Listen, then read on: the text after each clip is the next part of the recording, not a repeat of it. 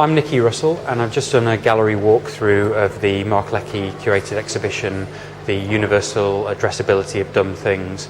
And the walkthrough started from the question of asking why did Mark Leckey want to make this show. And I began to talk about that there were a number of things that Mark wanted to do. One was to gain access to objects that he would not have access to in other situations. And the reason that he wanted to gain access was to be able to do things to those objects, either him as a person doing things to those objects, or the idea of encouraging the objects to do things to each other. And from a kind of practical point of view, that ability to access those objects and then do things to them would be used to create a new digital film, which is kind of 3D scans of the objects, which is currently on show at the Venice Biennale at the moment. The main thing that I wanted to kind of focus on was to talk about something that I think that Mark is fantasizing about, which is the ability to manipulate and even abuse kind of objects. And in terms of the exhibition, trying to think about whether this is really happening. Does the structure of the exhibition, the institution, the ownership of these objects allow Mark to do the things that he's wanting to do to those objects? And I used a number of different spaces to talk about spaces where I thought that was happening, and other instances where perhaps that begins to dissipate and not really function in exactly the same way. Using the space which is termed monsters, I wanted to use this as an example where I think that it is actually achieving this thing of objects doing something to each other. And that's partly because of the nature of the way the space is installed, allowing various different objects that take different forms to overlap with each other, and some objects or images within the space not even existing as credited objects. So you have the kind of wall drawings which are not labelled in any way, so they begin to function almost as a kind of wallpaper or a kind of backdrop within which other objects can kind of position themselves. So that becomes a kind of a framework to kind of view these objects within. So it begins to be about the kind of appropriation or representation of objects in different ways. And also within this space you have a soundtrack produced by Florian Hecker.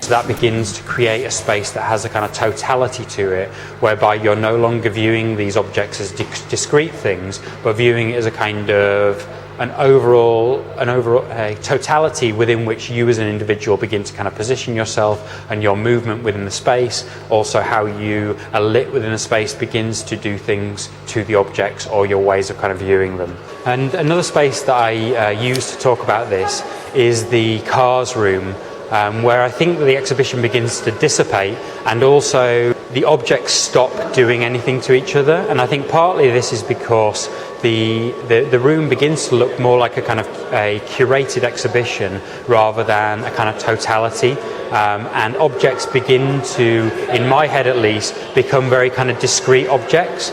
And there are a number of kind of competing kind of influences that are affecting that, to do with the kind of institution, the framework of the institution, meaning that certain objects have to be barriered off or kept in isolation, or you can't do certain things to them because of that framework.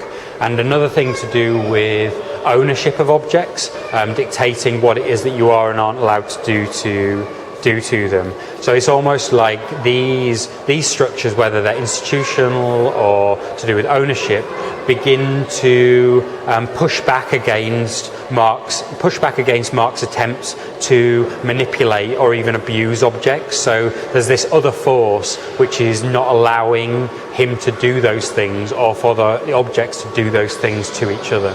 So even in this space where I'm saying, to me, this ability to do things to objects and for objects to do things to each other isn't happening in as strong a way as in other spaces, there are still examples whereby this is happening. So behind me you've got a kind of Richard Prince sculpture with a video which has been downloaded from YouTube positioned directly above it. And in that space you've got two different worlds kind of overlapping. You've got the world of the artist created kind of object, which has kind of artistic authorship and also has kind of levels of control coming from the kind of gallery and other levels of ownership, directly placed next to something which is simply being taken from YouTube.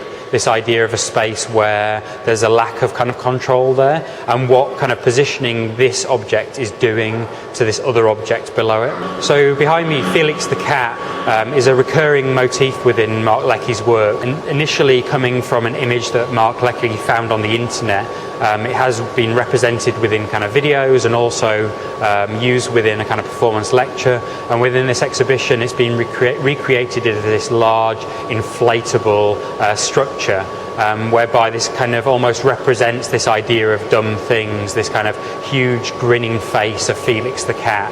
And in some ways, I like to think about this object as somehow kind of laughing at the institution, almost kind of occupying the space and dumbly kind of grinning and laughing at the institution, placing it within this kind of framework.